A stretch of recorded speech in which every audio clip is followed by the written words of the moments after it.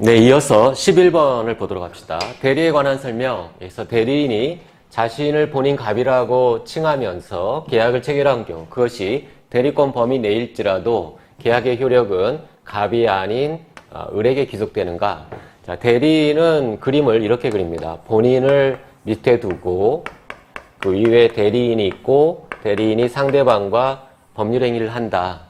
그런데 행위는 대리인이 하지만 그 계약의 당사자는 상대방과 본인이 돼요. 그래서 그림을 이 두 개의 선은 계약의 당사자가 본인이다. 대리인이 아니라 본인이다. 이렇게 그리고 대리인이 원래 자기가 대리인이다 라고 칭해야 되지만 자기가 본인이다 라고 칭한 거, 이 행위는 현명이 있어야 되는데, 이 현명이라는 건 본인의 이름으로, 본인이 만약 갑이라고 하면 갑의 이름으로 한다는 얘기예요. 자기가 갑이다 라고 하는 것은 본인의 이름을 현명한 것에 해당합니다. 따라서 대리행위에 해당해요. 현명이 있는 대리행위에 해당하기 때문에 계약의 효력은 대리행위 효과는 본인에게 미치죠. 그래서 본인 갑에게 귀속되게 돼요. 1번은 틀렸어요. 2번, 대리행위를 한 자에게 대리권이 있다는 점에 대한 증명책임은 대리행위의 효과를 주장하는 자, 즉 상대방이죠. 상대방이 내가 을과 갑, 을, 병이라고 할 때 내가 을과 행위를 했지만 너한테 효과가 미친다. 그 이유는 대리권이 있기 때문이다 라는 것을 스스로 증명을 해야 됩니다. 그래서 2번은 옳아요. 3번, 금전소비대차 계약에서 원리금 반환 채무 변제의 수령 권한을 위임받은 대리인은 원칙적으로 그 원리금 반환 채무를 면제해줄 대리권도 있느냐. 자, 이러한 대리권 범위는 수권행위의 해석에 의해서 이루어진다고 하죠. 그래서 변제해달라라고 수권을 했는데 소멸시키는, 즉 어떤 적극적인 플러스 방면으로 수권을 했는데 마이너스 방면으로 할 수 있는 권한까지 수권한 걸로 해석할 수는 없죠. 그래서 그러한 대리권은 없습니다. 4번, 수인의 대리인이 본인을 위하여 각각 상충되는 내용의 계약을 체결한 경우 가장 먼저 체결된 계약만이 본인에게 효력이 있느냐. 자, 대리인이 여러 명이다. 이때 각각의 대리인은 각자 대리가 원칙이죠. 각자 대리. 자, 단독으로 각각 다 따로따로 대리권이 있다라고 봅니다. 따라서 모든 계약이 효력이 있어요. 각각의 대리인이 다 적법한 대리권이 있기 때문에 가장 먼저 체결된 계약이 아니라 그것도 효력이 있고 그 뒤에 체결된 것도 효력이 있고 다 효력이 있다. 적법한 대리인에 해당하기 때문에. 그리고 5번, 임의대리인은 본인의 승낙이 있는 경우에만 복대리인을 선임할 수 있느냐. 자, 임의대리인은 복대리인을 선임할 수 있는 권한이 원칙적으로 없으나 두 가지 예외가 있죠. 본인의 승낙이 있거나 부득이한 사유. 승낙뿐만 아니라 부득이한 사유에 의해서도 복대리인을 선임할 수가 있다. 다음 12번, 소멸시효에 관한 설명으로 옳지 않은 것은 1번 질문, 변론주의 원칙상 법원은 당사자가 주장하는 기산점을 기준으로 소멸시효를 계산해야 되느냐. 자, 소멸시효의 기산점에 대해서는 변론주의가 적용된다라고 봐요. 따라서 당사자가 주장하는 기산점에 법원이 구속된다. 그래서 옳아요.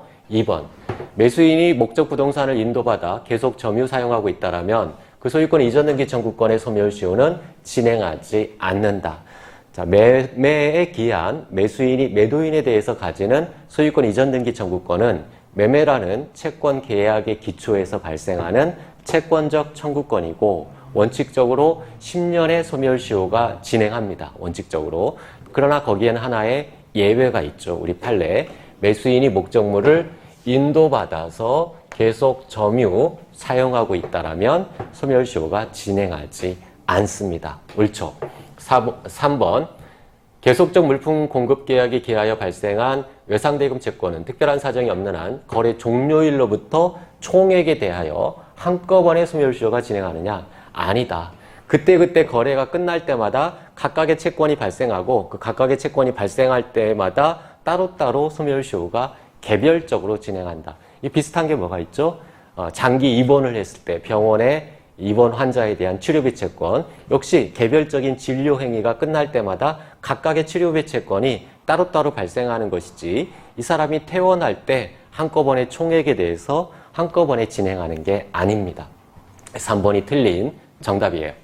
4번 건물 신축 공사 도급계약에서의 수급인의 도급인에 대한 저당권 설정 청구권의 소멸시효 기간은 3년이다.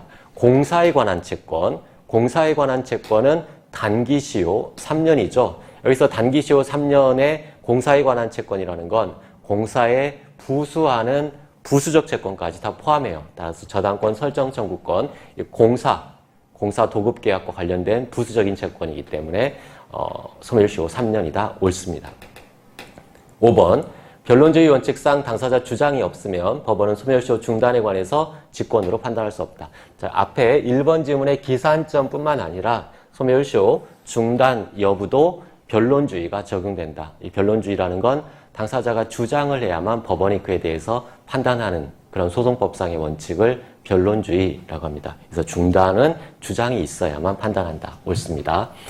다음 13번 문제로 가봅시다. 금전채권에 관한 설명으로 옳지 않은 것. 1번 질문.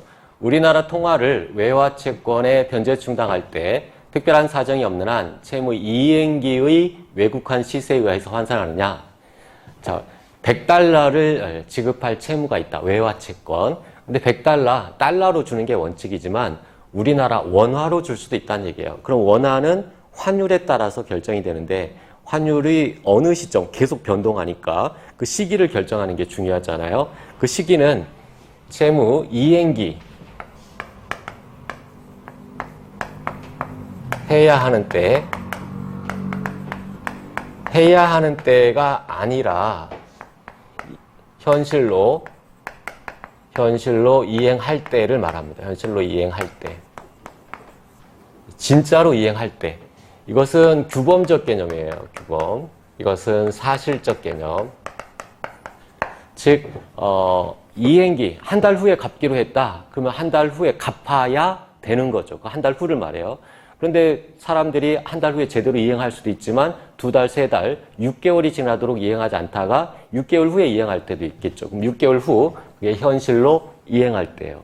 어느 시점에 시세로 해야 되겠어요? 당연히 현실로 실제 이행할 때의 환율, 그 시세에 따라 판단해야 됩니다. 채무 이행기가 아니다. 그래서 1번이 틀린 정답이에요. 2번 금전채무의 이행 지체로 발생하는 지연손해금의 성질은 손해배상금이지 이자가 아니다. 지연손해, 다른 말로 지연이자 라고도 표현하는데 이자라는 명칭을 썼지만 이것은 본래의 이자가 아니라 손해배상이다. 이행 지체로 인한 손해배상이다. 라는 이야기입니다. 옳아요. 3번 금전채무의 이행 지체로 인한 지연손해금 채무는 기한에 정함이 없는 채무에 해당한다. 옳아요. 따라서 별도의 이행 청구를 받은 때로부터 지체 책임이 발생하죠. 4번 금전채무의 약정 이율은 있었지만 이행 지체로 인해 발생한 지연 손해금에 관한 약정이 없는 경우 무슨 말일까요? 약정 이율, 이자 약정은 있다는 얘기예요. 이자 약정은 있으나 손해배상금에 관한 약정은 없다. 이것은 손해배상액의 예정에 대한 약정은 없다. 이러한 경우에 지연손해금은 특별한 사정이 없는 한 약정 이율에 의하여 산정한다. 397조의 금전채무 특칙에 관한 내용이죠. 자, 금전채무의 이행 지체로 인한 손해배상은 어떻게 산정하느냐? 당사자가 약정한 약정 이율이 있으면 그에 따르고 약정 이율이 없으면 법정 이율에 의한다라고 하죠. 다만 단서가 하나 있죠. 법정 이율보다 높은 약정 이율이 있을 때 그에 따른다. 그런데 그보다도 영순위가 되는 건 손해배상액에 예정이 있으면 예정을 따르게 돼요. 이 손해배상 예정은 법정 이율보다 높은 이율인지 낮은 이율인지 묻지 않고 손해배상액에 예정이 있으면 당연히 그에 따르고 이게 1순위. 그 다음에 차순위가 이자 약정이 있다. 그럼 그 이자 약정이 법정 이율 연 5푼, 민사 법정 이율인 연 5푼보다 높을 때에만 적용한다. 397조와 관련된 해석론입니다. 다음 5번. 금전채무에 관하여 이행지체에 대비한 지연손해금 비율을 따로 약정했다면 이것은 손해배상의 예정이다. 이걸 말하는 거죠. 손해배상의 예정이기 때문에 그 예정에 따라 손해배상을 정한다. 옳습니다. 다음 14번. 민법상 과실상계에 관한 설명으로 옳지 않은 것. 1번 질문.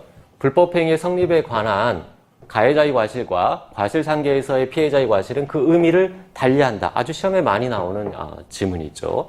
자, 불법행위가 성립하려면 과실책임 원칙상 고의나 과실이 있어야 돼요. 이것은 강력한 과실을 말하는 거죠. 강력한 과실. 그러나 피해자의 과실, 피해자가 손해 발생 확대에 기여한 바가 있다. 피해자도 부주의했다. 이것은 약한 부주의를 의미합니다. 부주의. 따라서 그 개념이 서로 다르다. 옳은 지문이고 2번. 피해자에게 과실이 있는 경우 가해자가 과실상계를 주장하지 않았더라도 법원은 손해배상액을 정함에 있어서 이를 참작하여야 한다. 자, 과실상계는 법원이 직권으로, 즉 변론주의가 적용되는 것이 아니라 법원이 알아서 직권으로 판단한다라고 합니다. 옳아요. 3번. 매도인의 하자담보 책임은 법이 특별히 인정한 무과실 책임이지만 그 하자의 발생 확대에 가공한 매수인의 잘못이 있다면 법원은 이를 참작하여 손해배상 범위를 정해야 된다. 자, 담보 책임은 무과실 책임이에요. 이 무과실 책임에 대해서 과실상계가 적용될 것이냐에 대해서 우리 판례는 과실상계는 준용될 여지가 없다. 즉 과실과 과실을 상계하는 것이기 때문에 무과실 책임에는 과실상계가 적용될 여지가 없다. 다만 참작은 가능하다. 이게 판례의 태도예요. 그래서 참작하여 손해배상 범위를 정한다. 옳습니다. 4번. 피해자의 부주의를 이용하여 고의의 불법행위를 한 자는 특별한 사정이 없는 한 피해자의 그 부주의를 이유로 과실상계를 주장할 수 없다. 자, 과실상계, 손해를 100을 만들어 놓고 피해자 너도 과실이 30이 있으니까 내가 70만 배상을 해야 되겠다.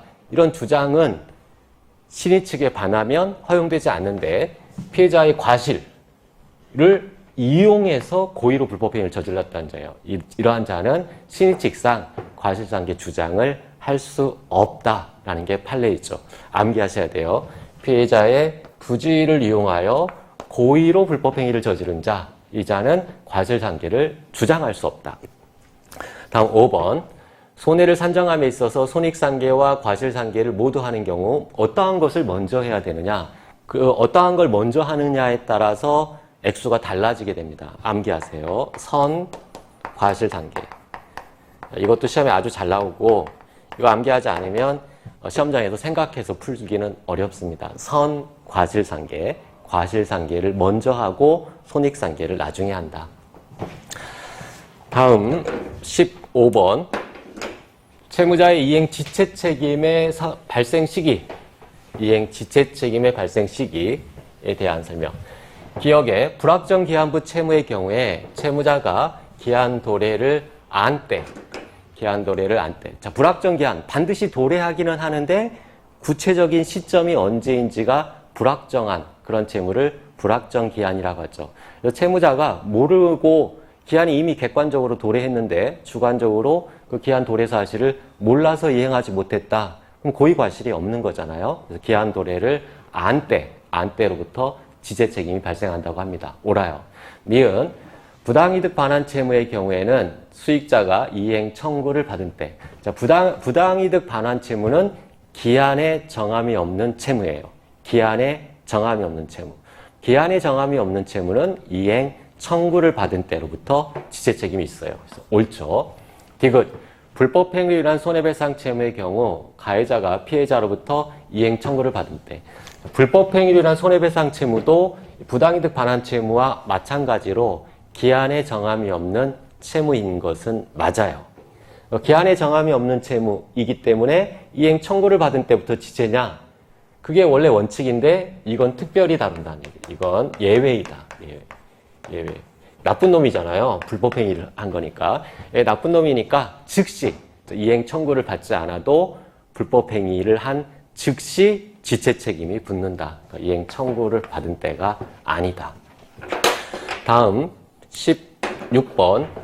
채권자 갑, 채무자 을, 수익자 병을 둘러싼 채권자 취소소송.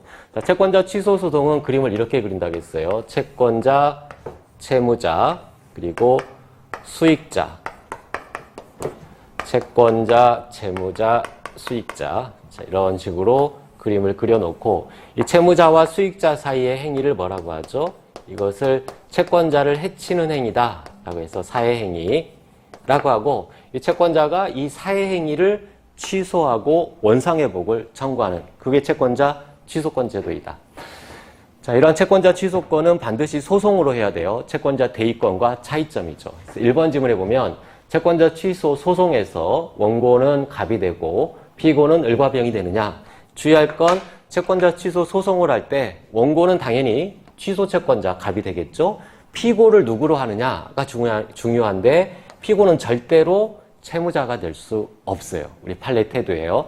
절대로 채무자는 될 수가 없고 수익자나 또는 넘겨받았을 때 전득자, 수익자 또는 전득자를 상대방으로 해야 되지 채무자를 상대로 할 수는 없어요. 그래서 1번은 틀렸네요.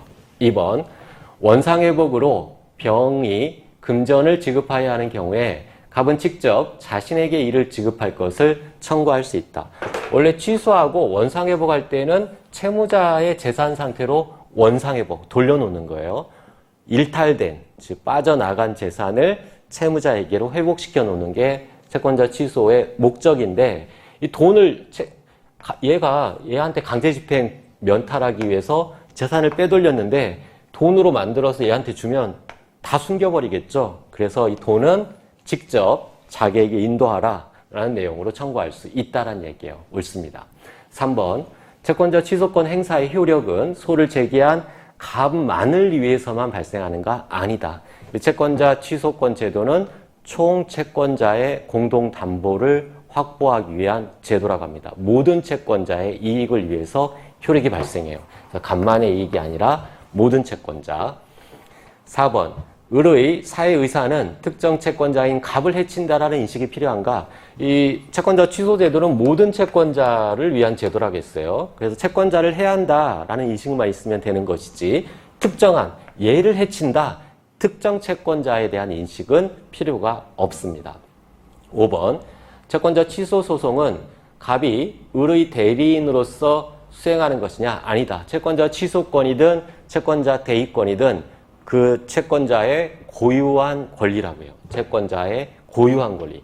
자기 권리를 행사하는 겁니다. 자기 권리를 자기 이름으로, 자기가 원고가 돼서, 즉, 소송에서 원고라는 건 당사자가 된다는 얘기예요. 자기가 당사자가, 즉, 본인, 자기 스스로, 자기 이름으로 행사하는 것이지, 타인의 이름으로 행사하는 대리구조가 아니다. 다음 17번. 지명채권 양도에 관한 설명으로 옳지 않은 것. 1번 질문. 장래의 채권도 양도할 수 있다고 합니다. 장래의 채권, 현재 발생하지 않은 앞으로 발생할 것으로 예상되는 그 채권도 미리 팔아 넘길 수 있다는 얘기예요. 그러려면 요건이 필요해요. 특정이 가능하고 가까운 장래에 발생할 개연성이 있고 그리고 그러한 것이 현실화될 때 그때는 가능하다라고 봅니다. 옳아요. 2번. 채권의 양도를 승낙함에 있어서 이의를 보류할 수 있고 양도금지 특약이 있는 채권 양도를 승낙하면서 조건을 붙일 수도 있다. 자, 승낙을 할 때 통지와 달리 450조의 대항요건에는 통지와 승낙이 있는데 통지와 달리 승낙은 채무자가 스스로 하는 거기 때문에 조건을 붙이거나 이의를 보류하거나 얼마든지 가능하다라고 봅니다. 통지와 다르다. 3번 채권 양도에 대한 채무자의 승낙은 양도인이나 양수인에 대해서도 할 수 있다.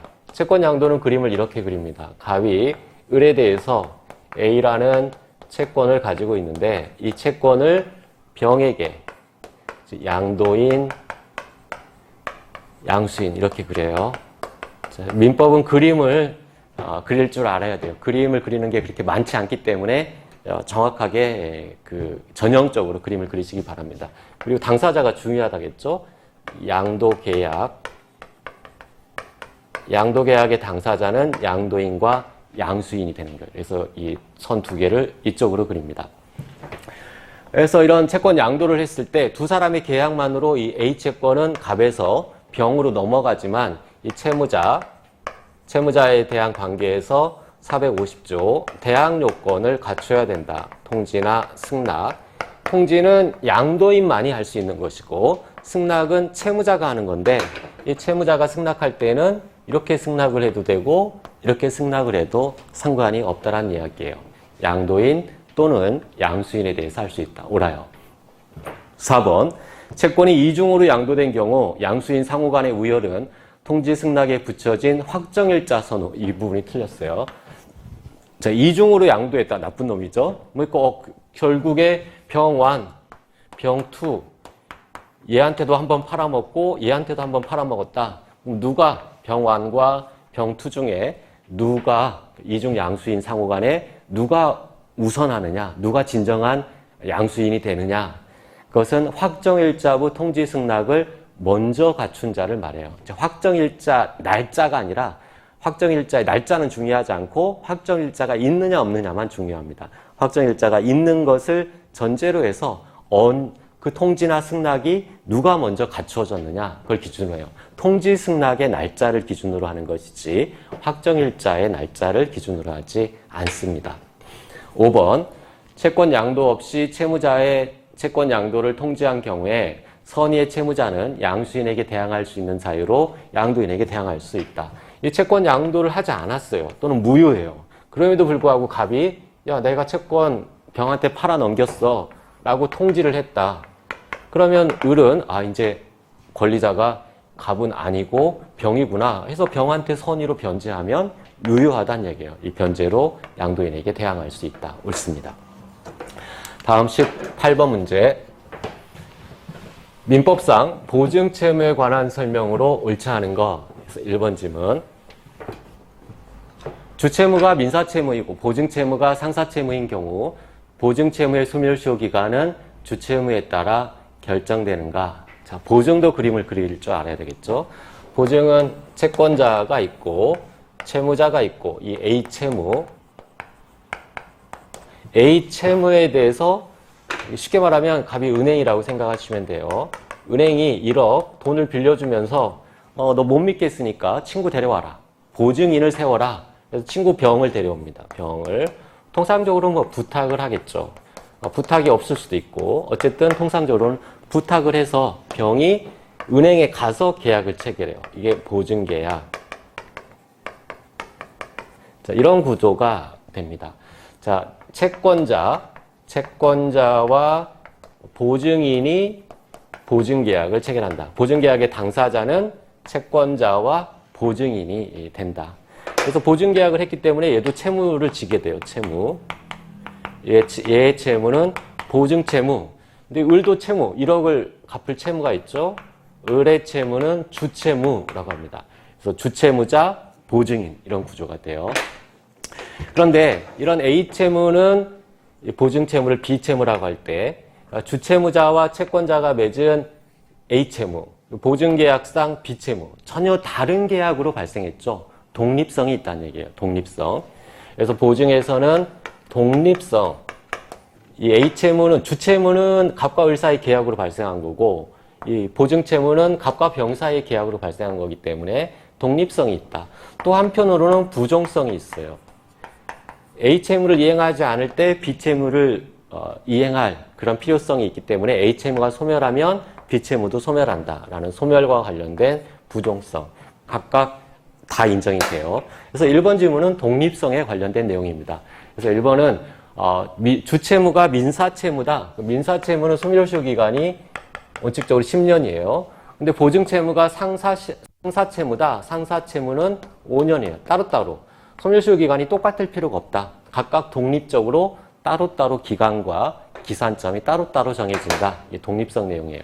따라서 소멸시효 기간이 주채무에 따라 결정된다. 이건 틀렸어요. 즉 각각의 계약이 따로따로이기 때문에 그 소멸시효 기간과 기산점은 각각 별개로 정해지게 된다. 독립적으로 정해지게 됩니다.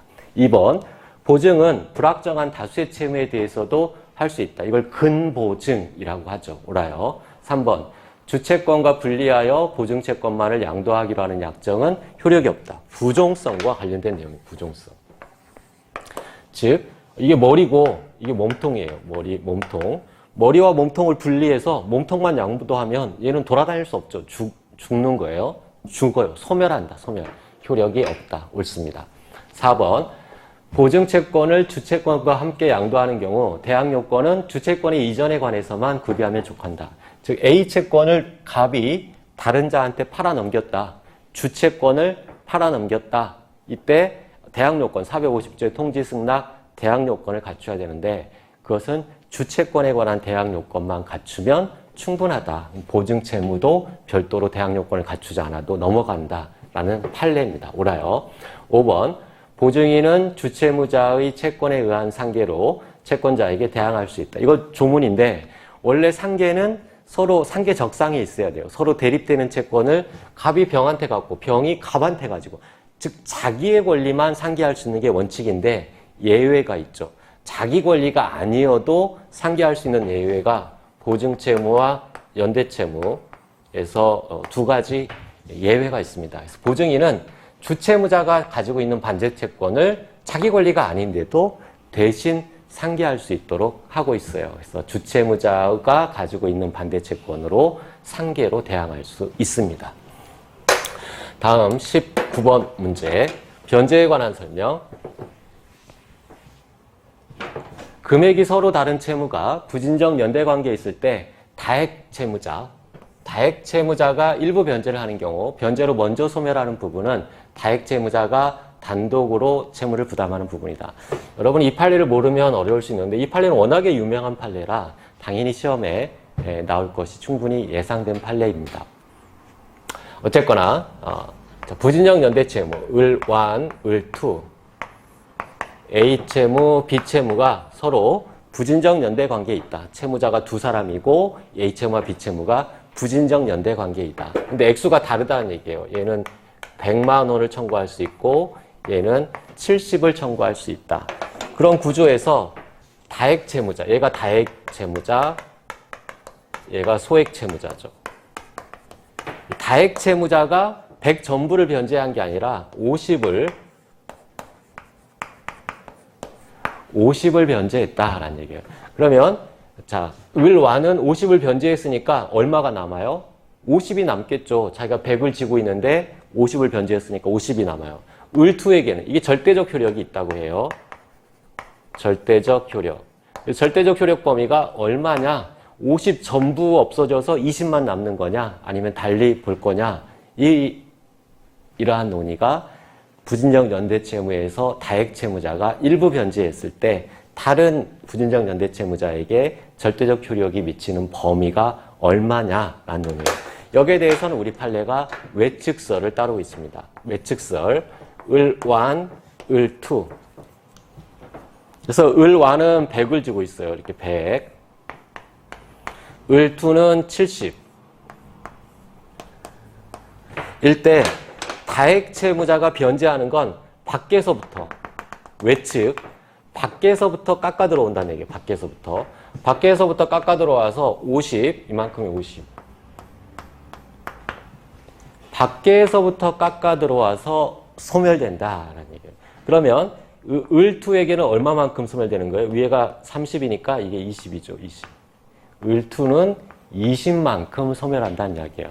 즉 이것을 판례 표현이 뭐라고 하냐면 단독으로 부담하는 부분, 이 20을 뺀 여기 32, 이 부분이 을완이 단독으로 부담하는 부분이죠. 즉 단독으로 부담하는 부분을 먼저 삭감한다. 이걸 한마디로 외측설 판례 태도예요. 따라서 다액채무자가 일부 변제하는 경우에 변제로 먼저 소멸하는 부분은 그 다액채무자가 단독으로 채무를 부담하는 부분이다. 한마디로 이 표현은 외측설이라는 이야기예요. 이게 판례 태도에서 옳은 지문이 되겠습니다. 이것을 이제 사례를 묶어서 풀면 그러면 현재 을투는 얼마를 변제해야 될 채무가 남느냐에 대해서 20만큼의 절대적 효력이 있기 때문에 현재는 50만 변제하면 된다. 즉 50만 변제하면 된다. 이게 답이 되는 거예요. 2번 채권의 준점유자에게 한 변제는 변제자가 선의며 과실 없음을 증명하면 채권자에 대해서 효력이 있다. 자, 진정한 채권자한테 변제해야 되는데 진정한 채권자가 아니라 하더라도 준점유자에 해당하게 되면 선의 무과실로 변제하면 유효하다라는 이야기예요. 옳고. 3번 변제 충당에 관한 당사자의 특별한 합의가 없으면 그 채무의 비용, 이자, 원본의 순서로 충당한다. 합의가 있으면 합의가 가장 우선하고, 왜냐하면 변제 충당에 관한 규정은 임의 규정이기 때문에 합의가 가장 우선하고, 합의 충당. 합의가 없을 때에는 비용, 이자, 원본의 순서, 법정 충당으로 한다. 옳습니다. 4번 채권의 일부에 대하여 변제자 대의가 인정되는 경우 그 대의자는 채무자의 채무불이행을 이유로 채권자와 채무자 간의 계약을 해지할 수 있는가? 자, 변제자 대의로 취득하는 건 채권만 취득하는 겁니다. 해제는 계약의 당사자만 할 수 있어요. 계약의 당사자. 변제자는 그 채권의 당사자가 아니에요. 채권을 넘겨받았긴 했지만 당사자 자체가 되는 건 아니다. 양수인일 뿐이지 당사자가 아니다. 따라서 해제는 못해요. 해제나 취소는 계약의 당사자만 할 수 있다. 일반 이론이니까 잘 머릿속에 넣어두고. 5번 채권자가 변제 수령을 거절하면 채무자는 공탁으로서 채무를 면할 수 있다. 채무를 받아야 면하는데 얘가 안 받으면 영원히 내가 채무자가 되는 거냐? 공탁으로 소멸시킬 수 있다는 이야기예요. 옳습니다. 다음 20번 사례 문제. 갑은 2020년 2월 1일 자기 소유의 중고 자동차를 1,000만 원에 매수할 것을 을에게 청약하는 내용의 편지를 발송하였다. 그래서 갑과 을이 있는데 갑이 청약을 했다는 얘기죠. 갑이 청약자. 그래서 1,000만 원에 사겠다. 1,000만 원에 매수에 의사표시를 했어요. 그럼 얘가 오케이 승낙을 하게 되면 계약은 성립하게 되는 거죠. 이에 대해서 시간적 순서로 그림을 그리면 갑이 청약을 했고, 그리고 을이 승낙을 하면 계약이 성립하는데, 을이 승낙은 뭐 1년, 2년, 3년 지난 뒤에 해도 되느냐? 무제한적으로 한 10년 후에 해도 되느냐? 안 되겠죠? 그 기간, 유효기간이 있어요. 우리 슈퍼에, 마트에 돌아가는 빵도 유효기간이 있듯이 이 승낙도 할 수 있는 유효기간, 그것을 승낙기간이라고 합니다. 승낙기간. 적법한 승낙기간 내에 해야만 유효하다. 내에 도달해야 돼요. 승낙이 상대방에게, 청약자에게 도달해야만 유효하다. 이게 반드시 전제돼야 돼요. 그리고 이걸 도달했다. 유효기간 내에 그 승낙이 청약자에게 도달했다. 이걸 전제로, 그럼 언제 성립하느냐? 계약은 언제 성립? 발송한 때. 격지자 간의 계약은 승낙의 통지를 발송한 때 성립한다. 두 가지 요건을 암기하셔야 돼요. 승낙은 유효기간 내에 그 승낙이 청약자에게 도달해야 된다. 승낙 기간 내에 도달해야 된다. 그걸 전제로 계약의 성립 시기는 발송시로 소급해서 계약이 성립한다. 1번 문제. 갑의 편지가 20년 2월 5일 승낙자 을에게 상대방에게 도달했다라면 갑은 그 청약을 임의로 철회하지 못한다. 이걸 청약의 구속력이라고 하죠. 청약의 구속력.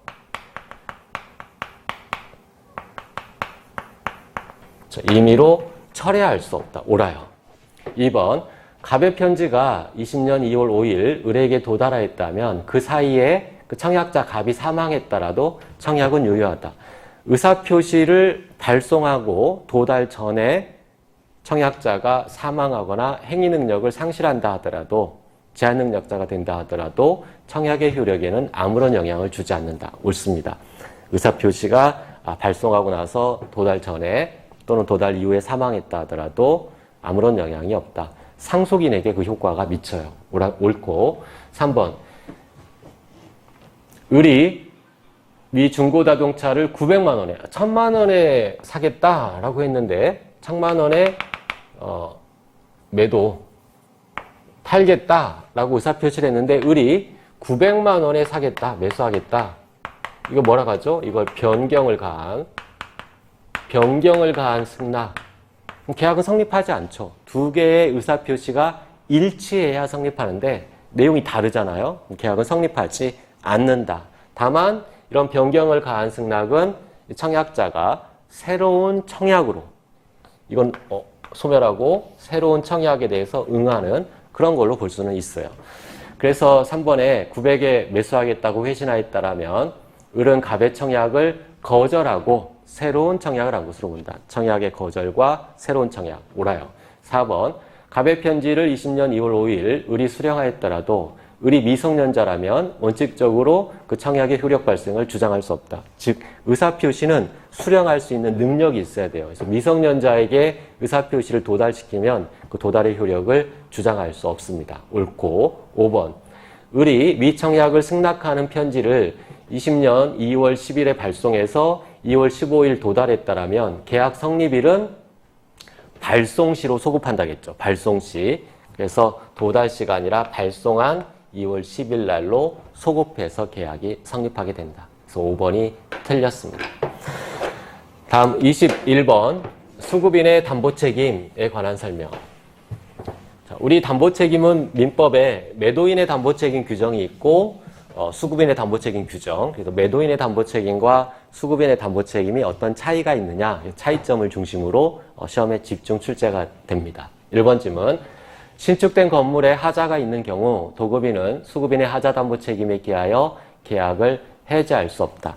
자, 계약의 목적 달성이 불가능하면 해제해서 계약의 구속으로부터 벗어날 수 있는데 채무불이행 책임과 담보 책임에서 해제를 인정하고 있죠. 해제는 계약 목적 달성이 불가능하면 인정되는 거예요. 그런데 이 도급에서는 특별 규정을 두고 있어요. 건물, 완성된 건물. 자, 완성된 건물, 도급에서, 건축 도급에서 완성된 건물이 완성되고 나면 계약 목적 달성이 불가능하다 하더라도 해제할 수 없도록 하고 있다. 왜냐하면 이걸 만약 해제를 인정하면 그 건물은 철거해야 돼요. 원상 회복해야 되기 때문에 철거해야 돼요. 건물을 철거하는 건 사회 경제적 비용이 너무 크죠. 따라서 해제를 못하도록 하고 있어요. 해제할 수 없다. 옳습니다. 2번, 수급인의 하자담보 책임에 관한 제척기간은 재판상 재판 외의 권리행사 기간이다. 그래서 일반적으로 기간은 재판 밖에서 해도 상관이 없어요. 옳고 3번 완성된 목적물의 하자가 중요하지 않으면서 보수에 과다한 비용을 요할 때에는 하자 보수에 가름한 손해배상을 청구할 수 있는가? 아니다. 자, 하자를 보수해달라. 부실공사 다시 제대로 해달라. 이렇게 하자 보수 청구권이 인정이 되는데 여기에 부정되는 경우가 있죠. 하자가 중요하지 않고 and 그리고 중요하지 않은데도 그 비용은 어마어마하게 들어가는 거예요. 과다한 비용. 하자가 중요하지 않은데도 과다한 비용이 요구된다. 그럴 때는 하자 보수 청구를 못해요. 하자 보수와 동급인 것이 보수에 가름한 손해배상 청구예요. 이 하자 보수에 가름한 손해배상 청구는 하자 보수 청구권이 인정되는 것을, 즉 이 하자 보수 청구권의 요건이 충족되는 것을 전제로 해서만 인정돼요. 그래서 하자 보수 자체가 부정되면 하자 보수에 가름한 손해배상도 부정됩니다. 근데 여기에 보니까 중요하지 않고 과다한 비용을 요한다겠죠? 하자 보수가 부정되기 때문에 이 보수에 가름한 손해배상도 부정돼요. 3번이 틀렸죠. 4번 완성된 액젓 저장 탱크에 균열이 발생하여 보관 중이던 액젓의 변질로 인한 손해배상은 하자 보수에 가름한 손해배상과는 별개의 권한에 의하여 경합적으로 인정된다. 하자 보수에 가름한 손해배상과 별도로 손해가, 확대 손해가 발생하면 그 확대 손해에 대해서 청구할 수가 있어요. 5번 수급인의 하자담보 책임을 면제하는 약정이 있더라도 수급인이 알면서 고지하지 아니한 사실에 대해서는 면제되지 않는다. 즉 면책 규정 약정할 수 있는데 담보 책임 지지 않는다. 약정 유효해요. 하지만 알면서 그 하자를 알면서도 고지하지 않은 데서 발생한 담보 책임은 면책되지 않아요. 그런 경우는 신의 측에 반하기 때문에 그래서 면책 약정은 원칙적으로 유효하지만 그 유효한 범위는 고의로 발생한 부분에 대해서는 효력이 미치지 않는다. 22번 문제로 가서 민법상 특정물 매도인의 하자담보 책임에 관한 설명으로 옳지 않은 것은 그러니까 매도인의 담보 책임이죠. 1번 질문. 매도인의 고의 과실은 담보 책임의 성립 요건이 아니다. 그렇죠. 담보 책임은 무과실 책임이라고 해요. 옳고 2번. 악의의 매수인에 대해서 매도인은 하자담보 책임을 지지 않는다. 이건 여러분이 어쩔 수 없어요. 암기, 그 조문을 암기해야 되는데 담보 책임은 권리의 흠결에 관한 담보 책임과 물건의 하자에 관한 담보 책임 종류가 크게 두 가지가 있어요. 권리와 관련된 뭐 타인 권리, 저당권, 담보권 뭐 등등의 논의가 있는 그다음에 물건과 관련된 담보 책임 이걸 특별히 하자 담보 책임이라고 이야기를 합니다. 자, 물건에 관한 하자 담보 책임 있고 권리는 전부 타인 권리, 일부 타인 권리, 수량 부족, 일부 멸실, 용의권에 의한 제한, 담보권에 의한 제한에서 이 5가지 전일 수용담 5가지의 유형이 존재해요. 그런데 이 물건에 관한 하자 담보 책임은 용의권에 의한 제한 규정을 준용하는데 한 조건이 있어요. 매수인이 선이 무과실일 때 그 하자에 대해서 매수인이 선이 무과실인 경우에 한해서만 담보 책임이 인정된다. 즉 매수인의 선이 무과실일 때 담보 책임이 인정이 돼요. 따라서 악의의 매수인에게는 담보 책임이 인정되지 않습니다. 당연하겠죠. 하자를 알면서도 샀다는 이야기예요. 여러분이 직거래 장터에서 노트북을 사는데 또는 핸드폰, 중고 핸드폰을 사는데 켜봤더니 안 켜져요. 작동이 안 돼. 알면서도 샀다. 그리고 나서는 나중에 이거 작동 안 되니까 손해배상해라. 이 성립할 수가 없죠. 알면서도 산 자에게는 담보 책임을 인정할 수 있는 권리가 없다. 옳고 3번 매매 목적물인 서화가 위작으로 밝혀진 경우 하자가 있는 거죠. 가짜를 샀다는 이야기예요. 짝퉁. 매도인의 담보 책임이 발생하면 매수인은 착오를 이유로는 계약을 취소할 수 없는가? 담보 책임과 착오는 경합적으로 인정될 수 있다. 여기 착오가 존재하죠. 나는 진짜 진품이라고 의사를 가지고 있었는데 결과는 짝퉁이 되었다. 그러면 착오를 이유로 취소하는 거 가능하다. 이 판례, 최근 판례죠. 매도인의 담보 책임과 착오는 둘 다 요건과 효과가 다르기 때문에 경합이 가능하다. 경합적으로 인정될 수 있습니다. 취소할 수 있어요. 4번 경매 목적물에 물건의 하자가 있는 경우 담보 책임은 발생하지 않는다. 경매의 경우에는 이 종류가 두 개라겠죠. 권리와 관련된 담보 책임, 물건과 관련된 담보 책임. 경매는 권리와 관련된 담보 책임만 적용해요. 즉 물건의 하자 담보 책임은 물을 수가 없어요. 권리의 흠결에 대해서만 담보 책임이 인정이 된다. 5번 목적물에 하자가 있더라도 매매 계약의 목적을 달성할 수 있는 경우에는 해제권 인정되지 않는다. 해제는 반드시 뭘 전제로 한다겠죠? 계약의 목적 달성이 불가능할 때만 인정한다고 했죠. 그래서 옳은 질문입니다. 다음 23번 문제. 조합계약에 관한 설명. 자, 조합은 민법에서 뭐 조합이라고 하지만 여러분이 쉬운 말로 하면 동업이에요. 동업. 직장에 근무하다가 이제 퇴직한 동료들이 야 우리 퇴직하고 집에서 노느니 뭐 하느냐. 퇴직금 모아서 치킨 가게 하자. 같이 동업하자. 이게 조합입니다. 민법으로 치면 조합.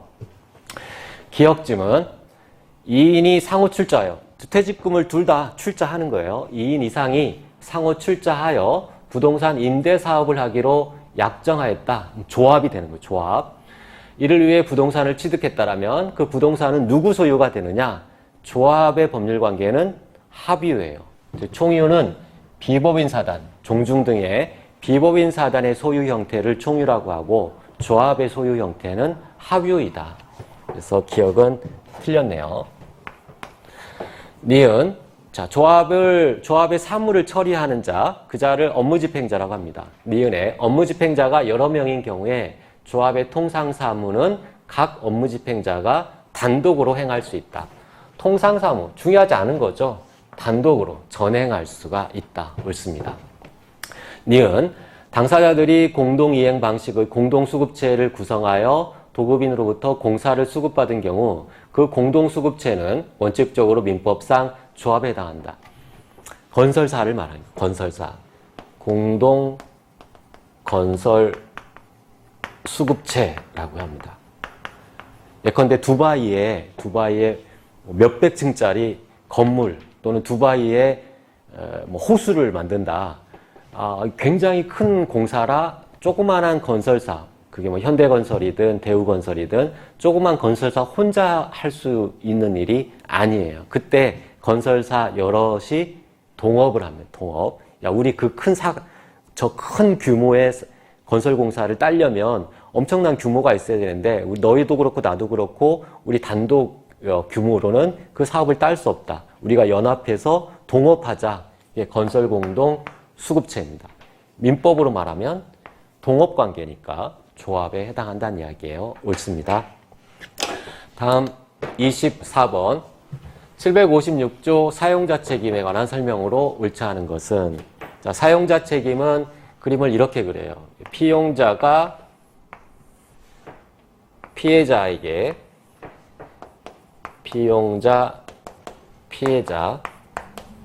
피해자에게 불법행위를 합니다. 750조 불법행위. 피용자가 오토바이를 치킨 배달하다가 막 함부로 해서 길 가던 행인을 치였어요. 다쳤죠. 손해가 발생해. 그러면 손해배상, 나 치료비 100 나왔다. 청구하는 거죠. 이게 750조 불법행위 책임관계예요. 근데 여기에서 이제 더 나아가게 돼요. 100을 청구했더니 피용자가 얘가 뭐 15살, 14살 뭐 이래가지고 돈이 없어요. 100을 달라고 해도 치료비가 안 나와. 그럼 이 피해자는 구제를 못 받죠. 이러한 때를 대비해서 이 피용자를 이용해서 이익을 얻고 있는 자, 사용자에게도 손해배상을 청구할 수 있어요. 사용자에게도. 그게 756조 사용자 책임입니다. 그래서 피해자는 두 사람한테 청구할 수 있죠. 일단 피용자에게 불법행위를 한 이 가해자에게 청구할 수도 있고 사용자에게도 청구할 수 있다.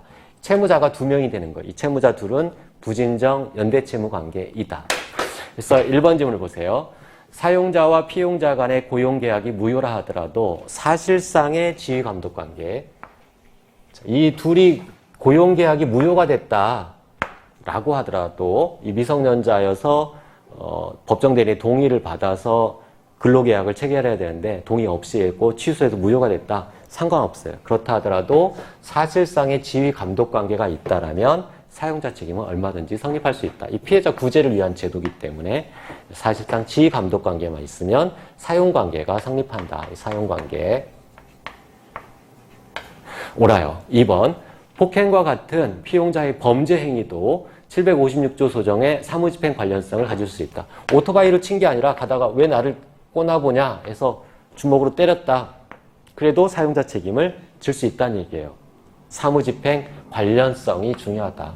사무집행과 관련되어 있다면 사용자 책임은 인정된다. 이걸 외형 이론이라고 해요. 옳아요. 3번 파견 근로자의 파견 업무에 관련한 불법행위에 관하여 파견 사업주는 특별한 사정이 없는 한 사용자 배상 책임을 부담한다. 자, 여러분 인력을 파견하죠? 이 인력을 그래서 이게 파견된 근로자, 이게 파견한 자, 파견 사업주, 파견 받아서 사용하고 있는 사용 사업주. 이 파견된 근로자가 가서 막 물건을 파손하고 절도하고 이 사용장에 가서 사용하는 사업주한테 가서 피해를 일으킨 거예요. 이런 구조예요. 피해자는 사용 사업주, 뭐 이런 구조. 또는 뭐 제3자한테 피해를 일으킬 수 있고, 누가 사용자냐? 파견 사업주가 사용자라고 봅니다. 파견 사업주가 사용자 책임을 부담한다. 옳습니다. 4번 고의로 불법행위를 한 피용자가 신의칙상 과실상계를 주장할 수 없는 경우에도 사용자는 특별한 사정이 없는 한 과실상계를 주장할 수 있다. 앞에서 지문에서 봤죠. 과실상계는 피해자의 부주의를 이용해서 고의로 불법행위를 저지른 자는 과실상계를 주장할 수 없다고 했어요. 그래서 이 피용자가 피해자의 부주의를 이용해서 고의로 불법행위를 저질렀다면 얘는 과실상계를 주장하지 못하지만 사용자는 그런 관계가 아니잖아요. 사용자는 과실상계를 주장할 수 있어요. 옳고 5번 피용자와 공동불법행위를 한 제3자가 있는 경우 사용자가 피해자에게 손해 전부를 배상했다라면 사용자는 그 제3자에게 배상액 전부를 구상할 수 있느냐? 즉, 을완, 을투, 이 제3자 병에게 이 피용자, 이 갑의 피용자인 을완과 갑의 피용자가 아닌 제3자, 을완과 을투, 제3자가 공동으로 얘를 때렸어요. 그래서 손해를 발생시켰다. 이걸 공동불법행위라고 하는데, 이 사용자가 지는 책임은 대의 책임이라고 그래요. 대의 책임. 자신의 피용자가 발생시킨 손해를 대신 부담하는 거예요. 따라서 을의 이 손해가 100이 났을 때 얘가 6대 4로 얘가 더 많이 때려서 얘는 6을 져야 되고 얘는 40을 져야 된다 라고 할 때 사용자가 지는 건 을완의 부담 부분을 대신 부담하는 거예요. 따라서 사용자가 구상을 할 때 을투에게 100 전부를 구상할 수 있는 게 아니라 자신의 피용자가 부담하는 부분은 자기가 떠안아야 되고 그것을 넘는 부분만 구상할 수 있습니다. 그래서 배상액 전부를 구상하는 것이 아니라 자신의 피용자의 부담 부분을 제외한 나머지 부분만 구상할 수 있을 뿐이다. 다음 마지막 문제. 부당이득 반환 청구권에 관한 설명으로 옳지 않은 것은, 그래서 1번 질문. 부당이득 반환 청구권의 요건인 수익자의 이득은 실질적 이득을 말한다. 형식적 이득이 아니라 실질적 이득을 말한다. 옳고. 2번. 법률상 원인 없이 이득을 얻은 자는 있지만 그로 인해 손해를 입은 자가 없다라면 부당이득 반환 청구권은 성립하지 않는다. 법률상 원인 없이 이득을 얻고 손해를 입어야 돼요. 손실. 이득을 얻고 손해 또는 손실을 입어야 된다. 손실이 없다라면 부당이득 반환 청구권은 성립하지 않습니다. 옳아요. 3번. 수인이 공동으로 법률상 원인 없이 타인의 재산을 사용한 경우 발생하는 부당이득 반환 채무는 특별한 사정이 없는 한 부진적 연대 채무 관계이냐? 아니다.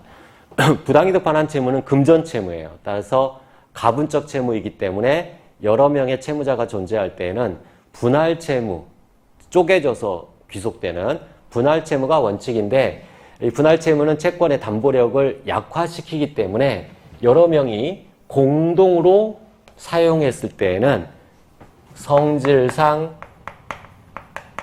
불가분 채무다라고 보는 게 판례입니다. 성질상 불가분 채무. 어쩔 수 없어요. 이건 암기할 수밖에 없어요. 여러 명이 공동으로 임차하거나 임대하거나 또는 공동으로 사용하거나 하여서 채무자가 여러 명일 때 발생하는 게 원칙적인 모습은 분할 채무인데 그걸 수정하는 법리가 성질상 불가분 채무로 본다. 부진적 연대 일부분이 틀린 내용입니다. 4번. 부당이득이 금전상 이득인 경우 이를 취득한 자가 소비하였는지 여부를 불문하고 그 이익은 현존하는 것으로 추정한다. 금전이라면 현존 이익으로 추정한다. 선의의 수익자는 현존 이익 한도 내에서만 반환해요. 근데 그게 선의의 수익자라 하더라도 금전을 이득했다라면 현존하는 것으로 추정하기 때문에 반환해야 된다는 이야기입니다. 옳고. 5번.